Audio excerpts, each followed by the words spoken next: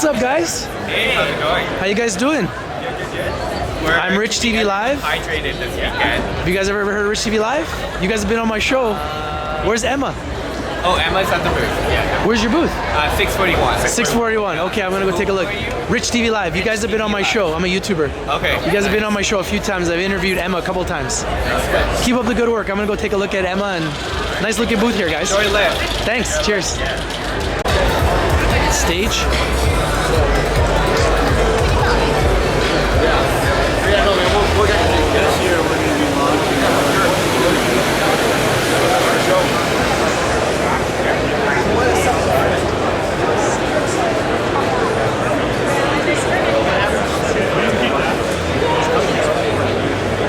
Yo, what is this?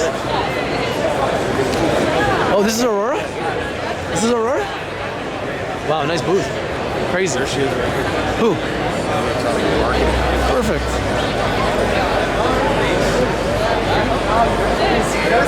Is this Aurora Cannabis?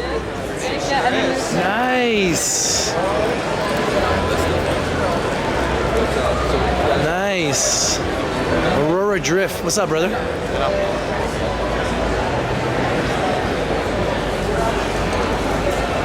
This is the Aurora Cannabis booth, folks.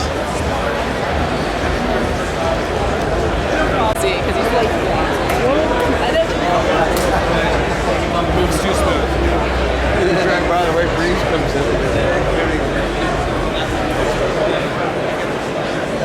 How you doing, buddy? What is all this? This is vertical and mobile racking for cultivation facilities. Wow. Crazy. Yep, takes everything down. You can go from multiple static aisles to one single mobile aisle, and a good way to access and work through your entire facility the most efficient way possible. Very nice. How are you? Good, how are you? Good. Got some good footage there? Yeah, I'm getting some great footage. Nice. Where are you from? Oh, there's the Bev Canna booth.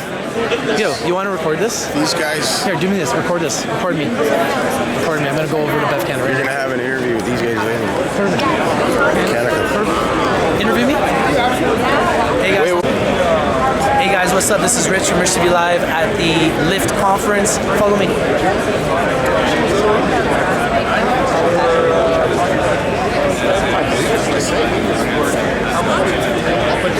You're not licensed. Like, where's this? This is the Bev Canna booth. I don't know if you guys remember, but I've interviewed Bev Canna a couple times. Here's the Bev Canna booth right here. I don't know where Emma is.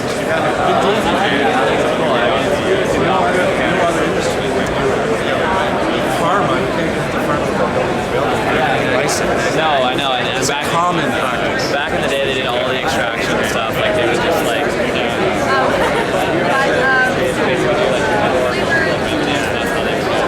There he is. How you doing? All good, thank you. Follow me.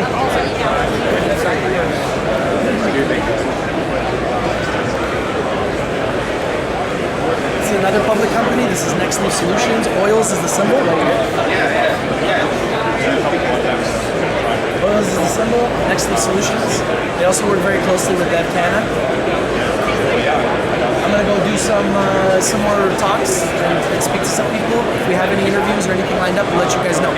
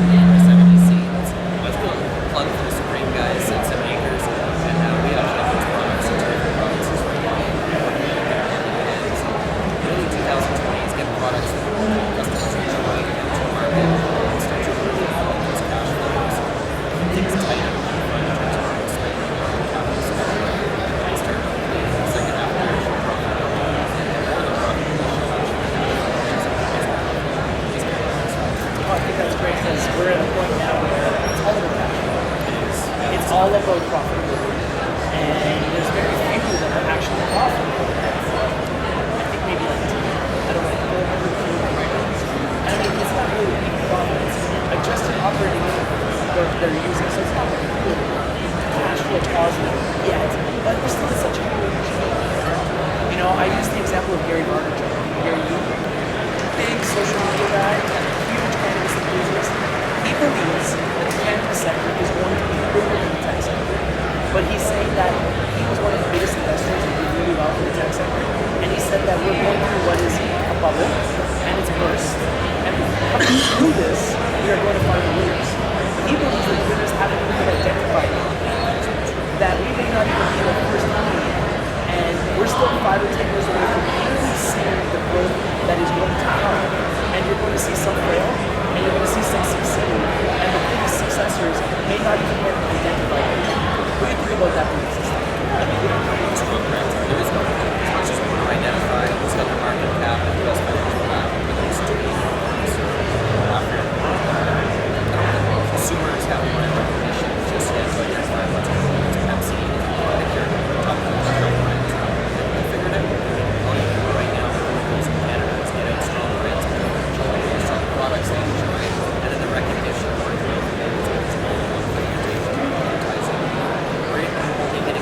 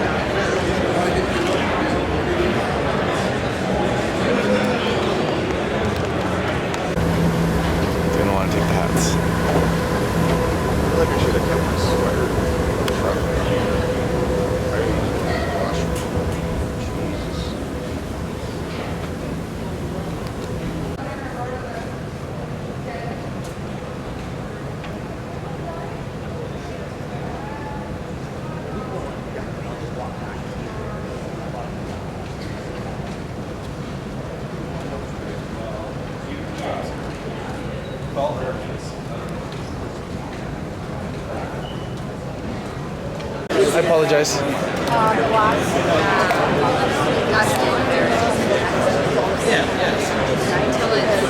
If they didn't, I would be.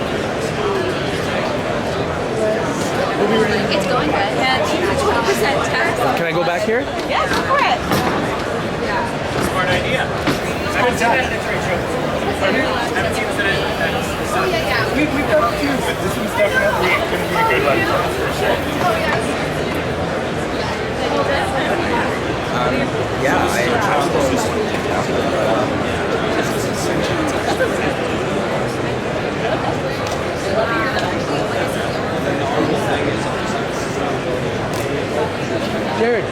Jared, come here.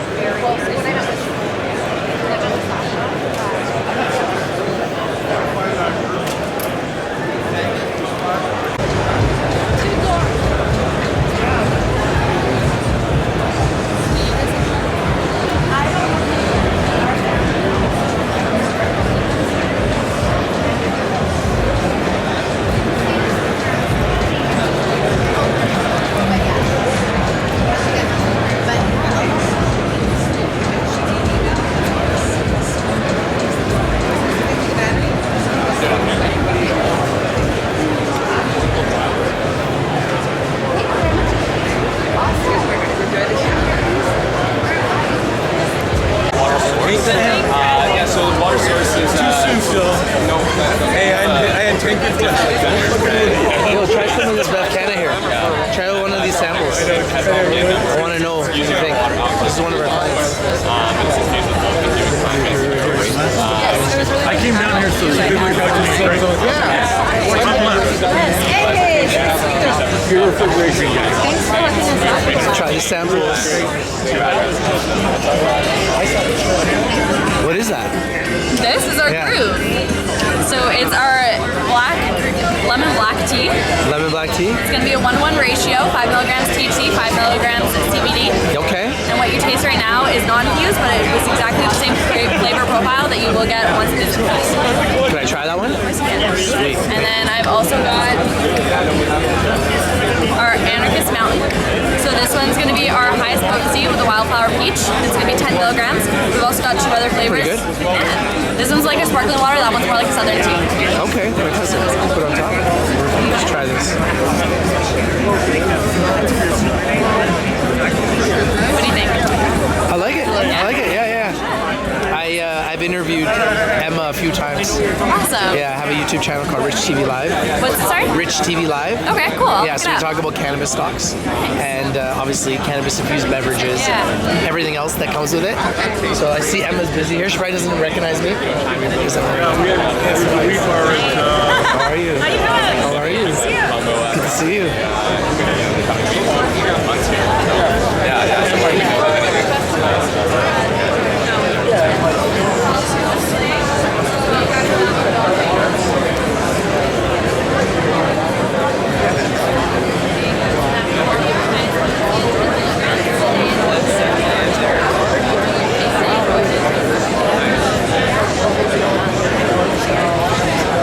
It's funny because Bev Canna right behind you is one of my clients. If you got like a minute to, Yeah, I'm chilling. I'm right here.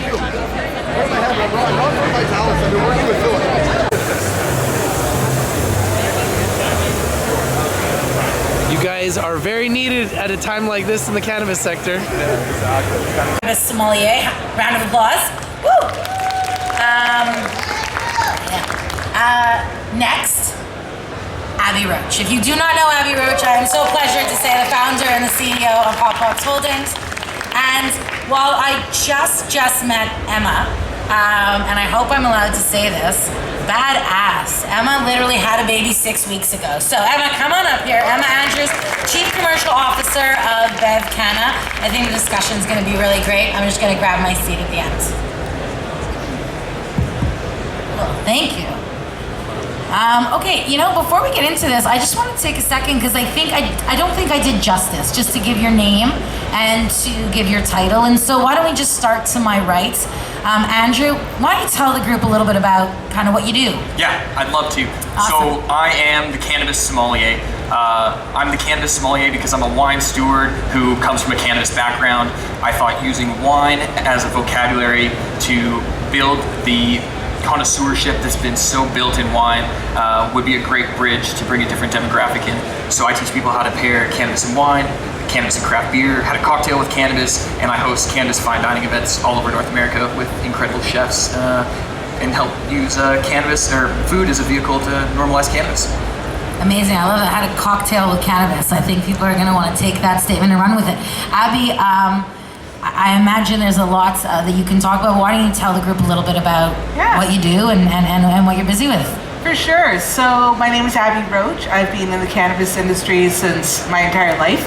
I opened up the Hotbox Lounge, which is currently the longest operating cannabis lounge in Canada, North America actually. It's also the first, we're not what I would say legal with a license, but we're the first 100% compliant cannabis lounge in Canada, which means that our patio is 100% legal, our bong bars even approved by Toronto Public Health, and I've managed to get the lounge through a lot of processes to the next level.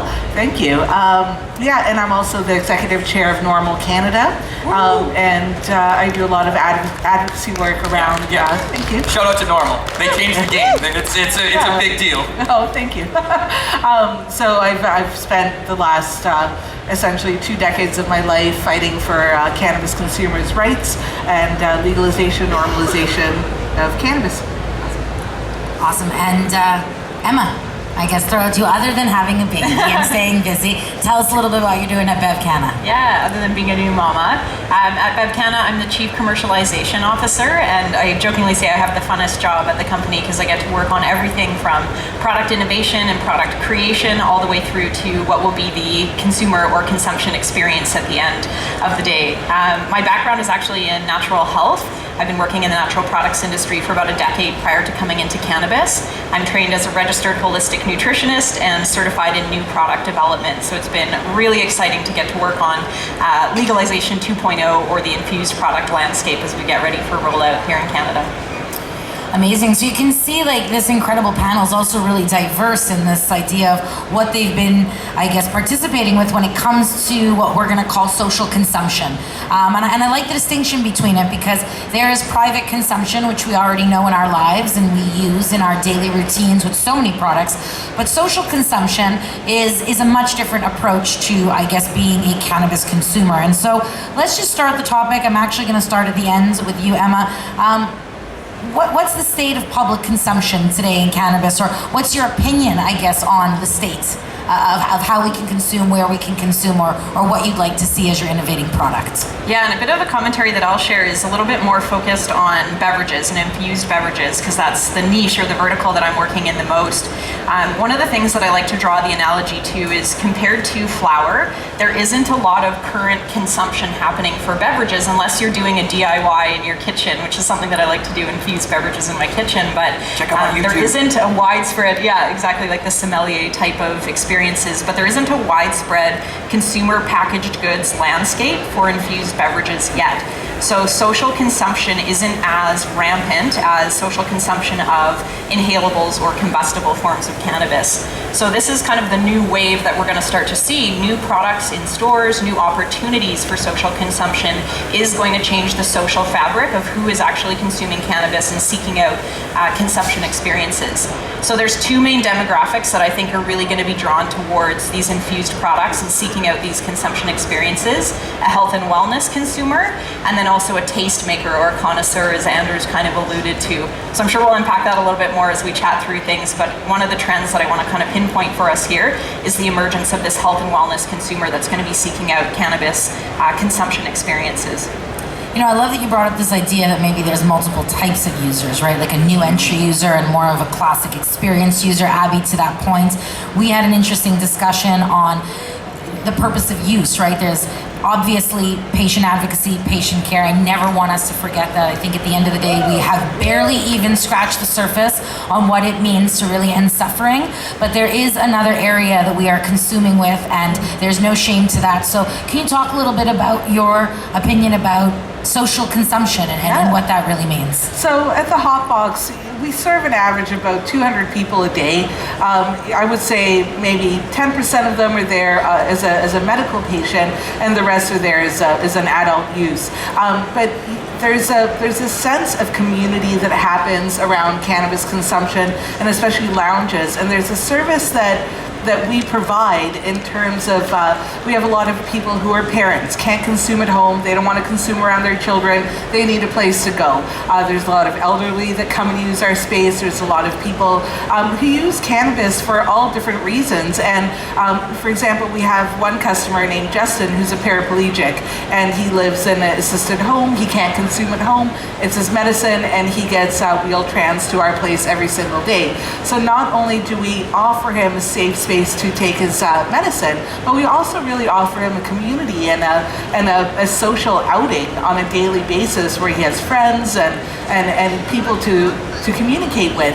So I think there's a lot more to social consumption than just how we consume and where we consume, but there's also a level of community that happens. So the same as you would go to the bar and you would have your buddies at the bar and you have a drink and you have a laugh.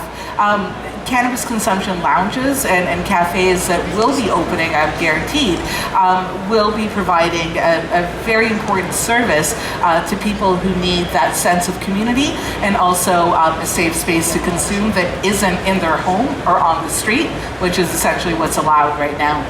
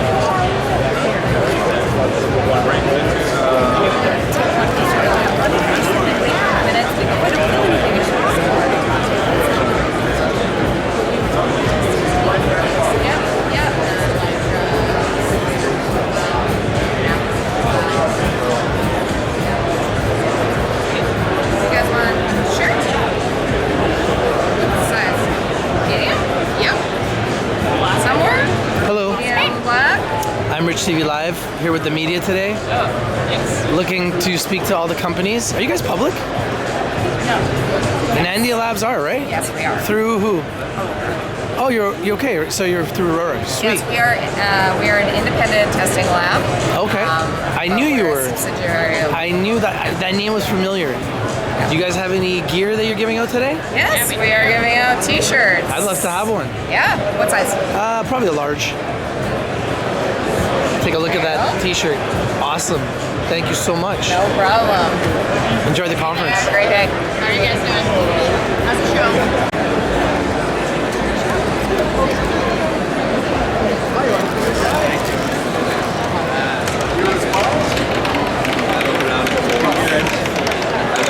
dude. Huh? Dude.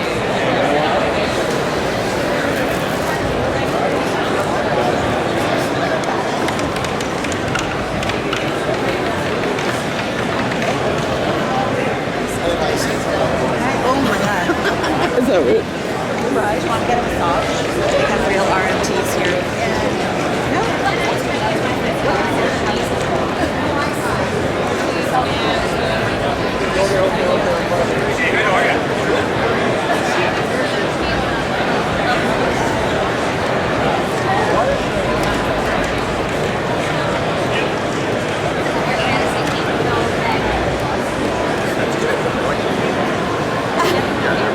Okay, good. My team's up.